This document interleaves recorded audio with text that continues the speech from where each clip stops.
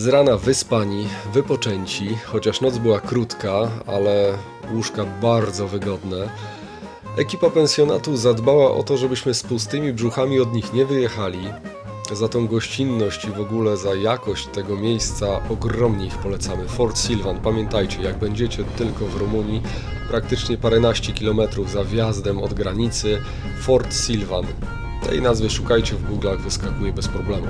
Niemniej, najedzeni, wypoczęci, kierujemy się w stronę Parku Narodowego Apuseni i drogi 1R, która przez ten park wiedzie.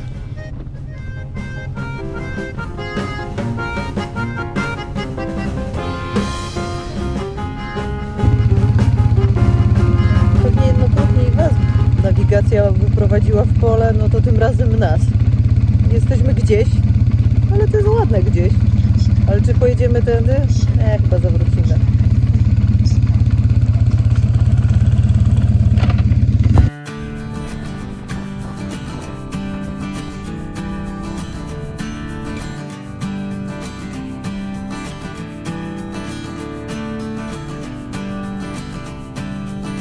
Przed wyjazdem wiele osób straszyło nas jakością dróg w Rumunii. Generalnie na miejscu okazało się, że ta jakość niewiele odbiega od naszej polskiej, z tą różnicą, że Rumunia bardzo mocno się buduje i to widać. No i też z tą różnicą, że na taką budowę normalnie wpuszczają pojazdy, traktując to jako drogę o normalnym ruchu. Więc jeżeli widzicie, że asfalt Wam się kończy, zaczyna się szuter albo jakieś takie lekko utłuczone kamienie, oznacza to, że jest nic innego jak budowa. Trzeba po prostu zachować ostrożność i jechać dalej.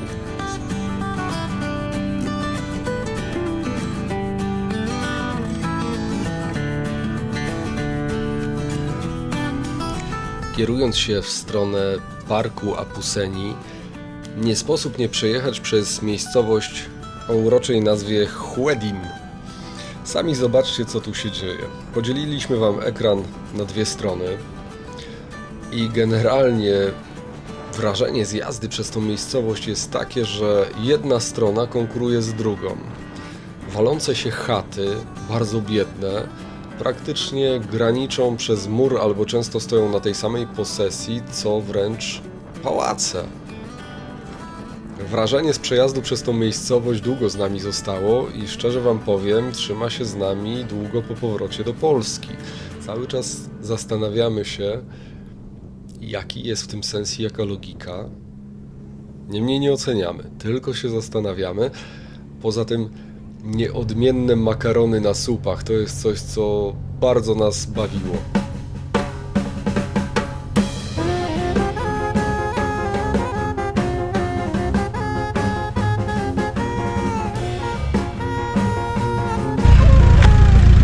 Wy to widzicie?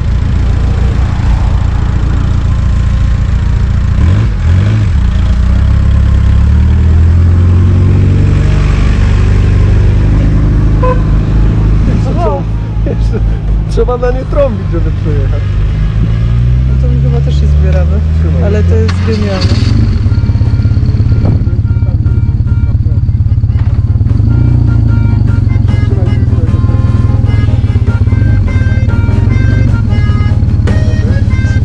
Ale zostawili młode, nie?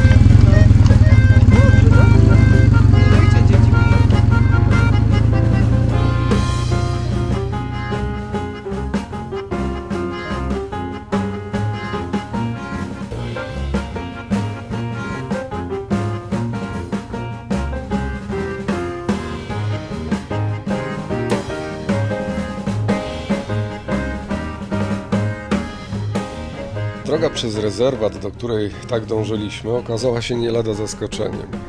Tylko troszkę innym niż się spodziewaliśmy. No, stąd w końcu zaskoczenie.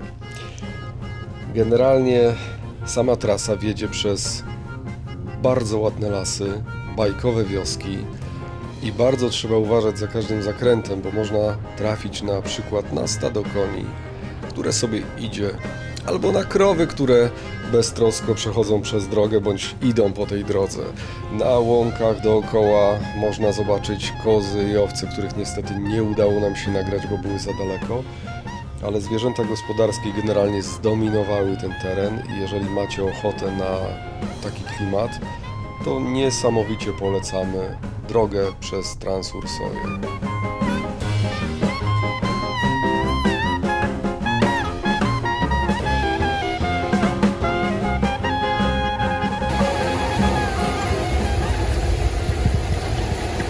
Kawa w Rumunii. Sama się nie zrobi. Podczas przerwy na kawę zastanawialiśmy się, co zrobić z tak pięknie rozpoczętym dniem. Spojrzeliśmy na mapę, okazało się, że po drodze na Transalpinę mamy łaźnie, rzymskie łaźnie. Zabrzmiało intrygująco, szybkie spojrzenie na Google. Okazało się, że tam jest jeszcze jakaś wbita rura w ziemię, z której miejscowi czasami korzystają. Wypływają tam wody termalne, w których rzekomo można się kąpać. Zaintrygowani obraliśmy ten kierunek. Rękawiczki zachowam pod pazuchę. Tekst podprogowy jest taki, żebyście mogli usłyszeć muzykę. Jakieś rzymskie łaźnie. Kamerujemy siebie, nie ludzi dookoła. Ludzi jest ta dziura w ziemi z tą wodą, którą widzicie. To jest cała atrakcja. Przemierzyliśmy za to dosyć charakterystyczną drogę. Świetną. W końcu ta droga była porządna, taka jak powinna być. Asfalt czasem był, czasami nie było. Ruch był straszny, a tutaj na miejscu nie widać tego na goglach chociażby. Jest po prostu jakaś masakra, jeżeli chodzi o molo w Sopocie, nie wiem jak to nazwać, Solina. To jest wszystko. Tak. Zresztą nie wiemy, czy tam słychać, ale tutaj jakieś imprezy się odbywają, ktoś woła Rumuńskie disco na przykład. na przykład. No. Więc jeżeli nie lubicie takich rzeczy, to unikajcie. My nie lubimy. Powidło. Spróbujemy coś zjeść, jeszcze może znaleźć jakąś knajpkę, bo jesteśmy dość głodni i uciekamy stąd. A wiecie jaki był plan? Że my tu będziemy nocować. O! Pod namiotem. Dobra, ty burczenie z tyłu. A, to burczy Marcin. Wyjeżdża, opuszcza mnie, zostaje na tych termach. Będę się kąpać w wodzie, której nie ma i szukać rury, która miała być wyprowadzona i miała tu dostarczać ciepłą wodę. A tak na poważnie błąkamy się tutaj w celu. Mam nadzieję, że zaraz Wam się tu wyświetli, w jakim celu. To jest takie typowe danie charakterystyczne dla tego regionu i w ogóle dla całego kraju. Jest to taki pączek. Mam nadzieję, że go wreszcie skosztuję. Chociaż za słodyczami nie przypadam.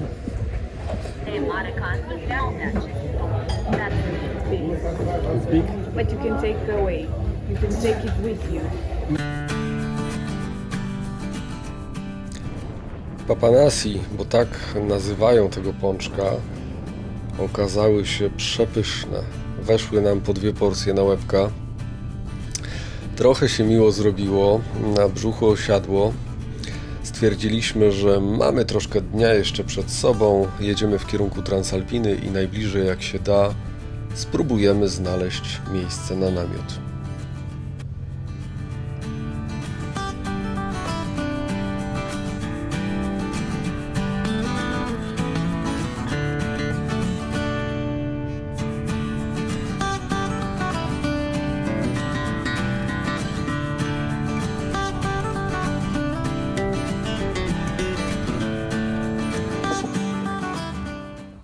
My już po pączkach. To coś, co widzieliście, to były właśnie takie 2 wielkie pączki. Na górze była taka kulka mniejszego pączka z pysznym sosem jagodowym. I jak myślicie, gdzie teraz są pączki? Pączki są ciężarne. Dobra, było pyszne. Tyle możemy powiedzieć. Tak, jesteśmy na polu namiotowym. Takim u gospodarza, który się pytał, czy jesteśmy z Krakowa. My rozkładamy, to znaczy ktoś inny rozkłada namiot, ktoś inny gada. Kaski wiszą, nasze ciuchy wiszą, a my już jesteśmy tak mega zmęczeni, Gotowe. bo emocji i wrażeń mieliśmy dzisiaj pod dostatkiem. Będzie słońce świeci, pod dostatkiem.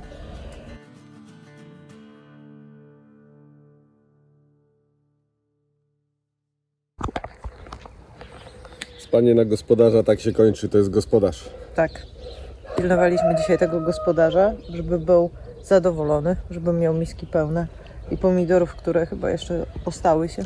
Słońce właśnie wstaje, my już jesteśmy zebrani. Mało tego, jak nie my zjedliśmy nawet śniadanie. Gospodarza już odstawimy. Cześć gospodarz. Cześć miziak. Jedziesz z nami? Tak. Rumuńskiego gospodarza musimy odstawić, żeby nie było. Musi się stan zgadzać. Zbieramy się na Transalpinę.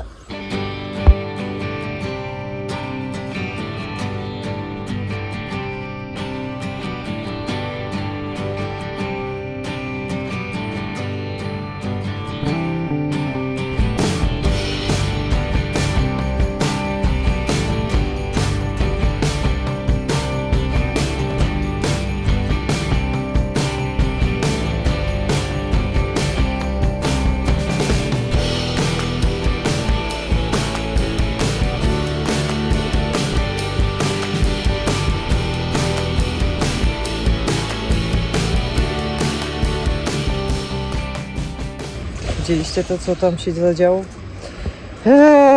Transalpina troszkę nas przywitała No tak. zaskakująco. Rumunia generalnie nas zaskakuje, ale no to było tak z takim przytupem, bo chyba raczej się nie spodziewaliśmy, że na taka droga może być tak zawalona. No, Wiecie, słońce świeci, ale tutaj jest chłodno, więc się ubieramy. więc my się wdziewamy i będziemy dalej. A dalej jest już tylko lepiej. Widoki, które nas otaczały, zapierały dych w piersiach. Generalnie w górze po prawej stronie macie co jakiś czas odnośniki do panoram z poszczególnych ujęć. Tych panoram będzie całkiem sporo, najpierw tutaj na Tamie, a później z wjazdu i zjazdu z Transalpiny. Jeżeli chcecie zobaczyć całe ujęcie i do tego rozglądać się dookoła, klikacie na link i przenosicie się do ujęcia 360 stopni.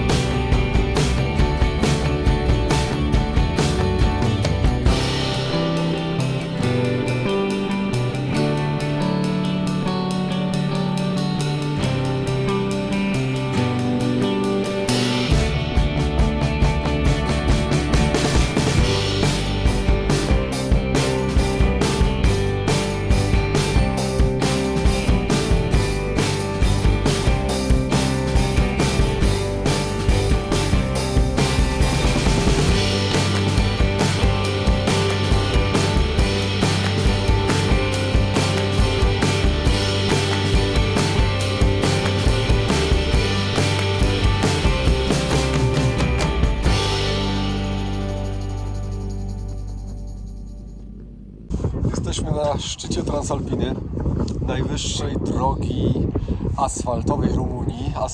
Rzeczywiście asfaltowej. Słuchajcie, asfalt dobrej jakości, za wyjątkiem tego, co widzieliście na początku. Będziemy się Wam obracać, ale mieliśmy bardzo mieszane uczucia wjeżdżając tutaj. Nie było tego efektu wow. Dopiero przed samym szczytem warto, ale motocyklem. Jeżeli pchacie się tutaj samochodem, to nie jest to samo, uwierzcie. No chociaż i tacy się zdarzają, ale jak widzicie, tu stoi kamper za moimi plecami. Widać. Więc można. To nie wiem, jaka jest przyjemność, no ale są różne formy podróżowania. Na 360 widzicie, jakie tu są widoki, No to jest, Klimatu i tak Wam nie przekażemy. Nasza Rumunia będzie inna niż Wasza. Nasze odczucia będą zupełnie inne niż Wasze. Polak przyjechał właśnie jakimś terenowym. Mało tego, nasza Rumunia to są zwierzęta i my tu wszędzie je próbujemy wypatrzeć. Zwierzęta i o dziwo ludzie. Tak, i ludzie. I to oni robią dla nas klimat.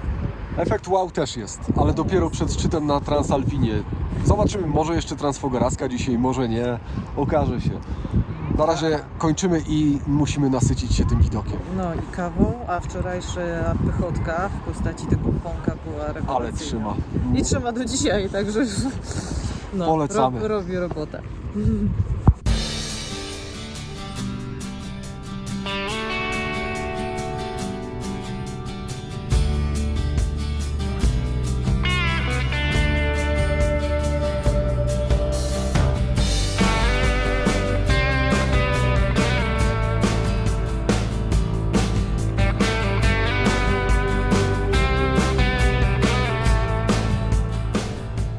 Po nacieszeniu oczu pięknymi widokami udaliśmy się w kierunku Transfogaraskiej.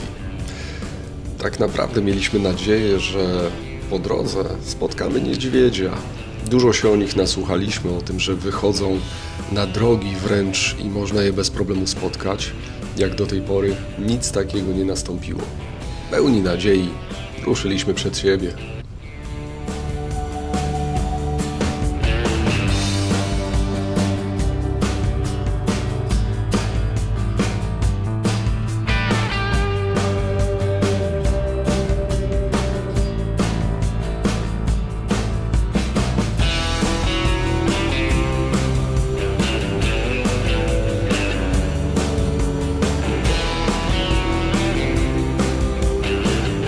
Po zjechaniu z Transalpiny teren wyraźnie się wypłaszczył. Niemniej ilość bodźców i zmieniające się krajobrazy skutecznie odwracały naszą uwagę i bodźcowały nas w ilości po prostu nieosiągalnej chyba w żadnym innym miejscu. Pierwszy raz spotkaliśmy się z czymś takim, że praktycznie mieliśmy cały czas banana na twarzy i chcieliśmy jechać do przodu. Fakt, że głód nas dorwał, zatrzymaliśmy się na stacji, zjedliśmy jakieś tam dziwne ich omlety, całkiem smaczne. No i w dalszą drogę. W pewnym momencie telefony zaczęły się nam dziwnie odzywać. Zatrzymaliśmy się, spojrzeliśmy na nie i cóż się okazało? Przyszły alerty ekstremalne. Pierwszy raz spotkaliśmy się z czymś takim. Okazało się, że ostrzegają nas przed niedźwiedziami w okolicy. No to cóż, pomyśleliśmy, że niedźwiedzie w okolicy to pewno siedzą po lasach, nie będziemy tutaj się zatrzymywać i biwakować. Po prostu jedziemy dalej. Trasa Transfogaraska zaczęła się po prostu bajkowo. Widoki były coraz lepsze, coraz fajniejsze, zupełnie inne niż na Transalpinie, a w pewnym momencie zaczęliśmy się bardzo, ale to bardzo dziwić.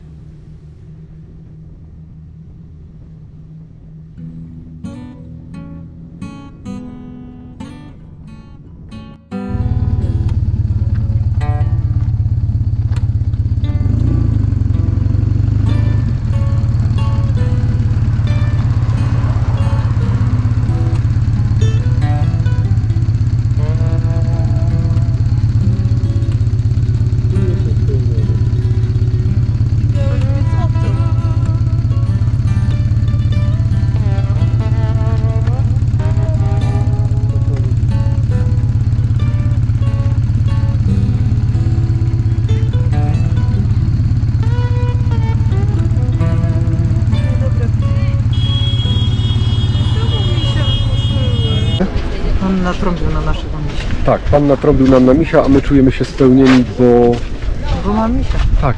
Tak, bo mamy wszystko. Poza tym zobaczcie, gdzie jesteśmy. Szerceni.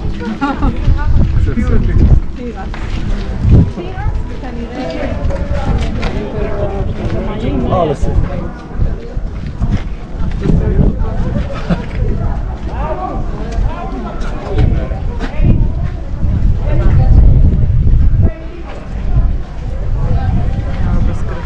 Jedziemy od strony południowej w kierunku północy Transfograską My tam wrócimy. i to dopiero Jedziemy jest początek. Jedziemy. Druga strona.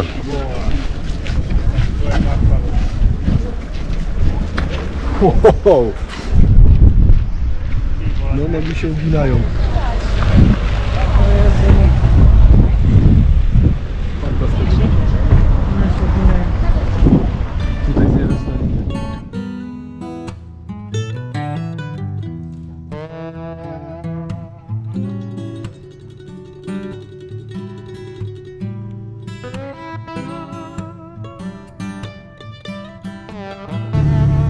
co zdarzyło się po przejechaniu Tamy, po prostu zaparło nam dech, dosłownie. Oprócz całej tej radości z sytuacji, która była wbrew pozorom potwornie niebezpieczna, zwróćcie uwagę, jak ten niedźwiedź jest blisko. Generalnie, nawet po powrocie do Polski mamy trochę lekkie rozdwojenie jaźni. Co o tym sądzić? Z jednej strony niesamowita atrakcja, z drugiej strony generowanie potwornie niebezpiecznych sytuacji. Na filmie widzicie, że ludzie zatrzymują się, karmią te niedźwiedzie. Niektórzy wysiadają z samochodów i robią sobie z nimi selfiaki, zbliżając się do nich czasami na bardzo, bardzo niewielkie odległości.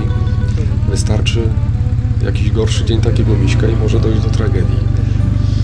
Niemniej, kurczę, jeżeli będziecie mieli możliwość przejechać się Transfogaraską, bardzo, bardzo warto.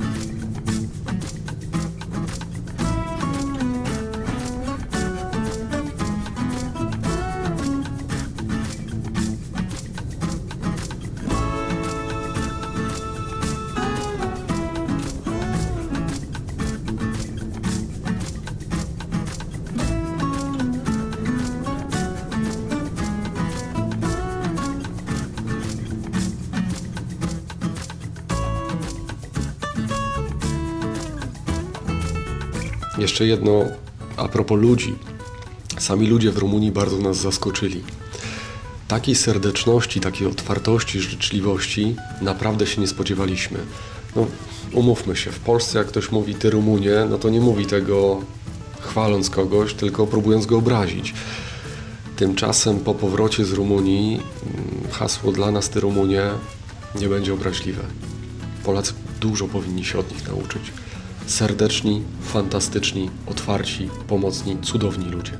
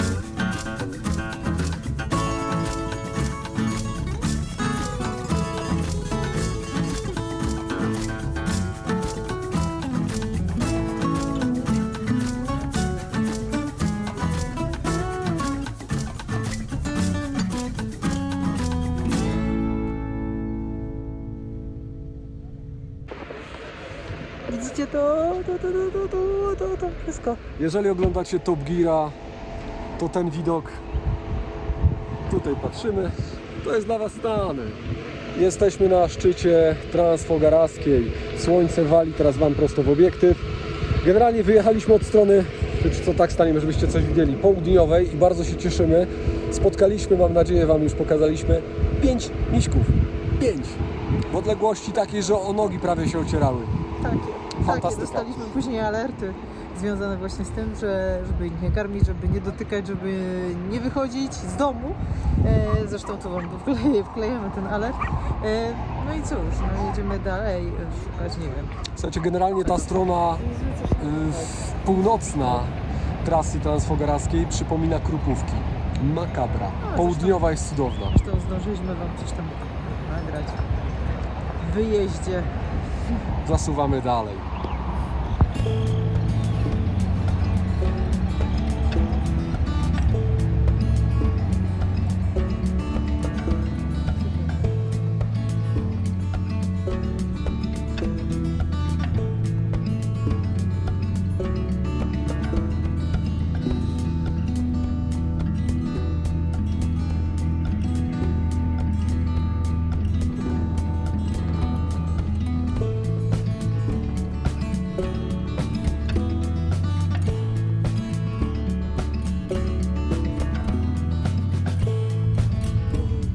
co wy na to? Nie dość atrakcji dzisiejszego dnia. Sama trasa transfogarawska, piękna, cudowna, zupełnie inna niż trasa alpina.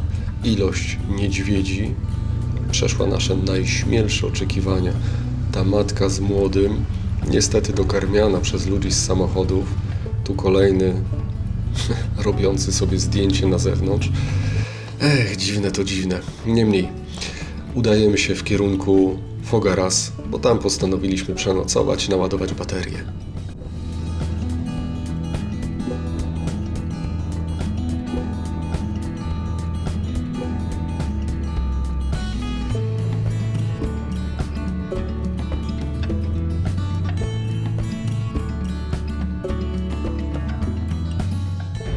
Zamek Fogaras, który niestety już jest zamknięty, a jutro z rana nie zdążymy go zwiedzić, bo z rana będziemy zasuwać do sanktuarium niedźwiedzi, do którego mamy nadzieję, że zdążymy. W ogóle ostatnio jakoś niedoczas nas łapie. Dzień To był, jest norma chyba u nas. dzień był fantastyczny, tylko jesteśmy bardzo zmęczeni, szukamy jakiejś knajpki z jedzeniem, zapukowaliśmy się na Bookingu, żeby Tak, przeprać rzeczy i Całe siebie. szczęście. No, my musimy też odsapnąć.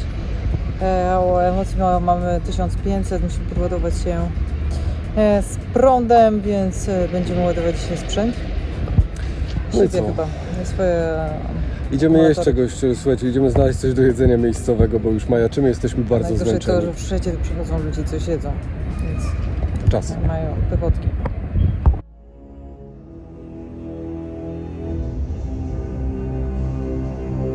Ostatnia kawa w Rumunii.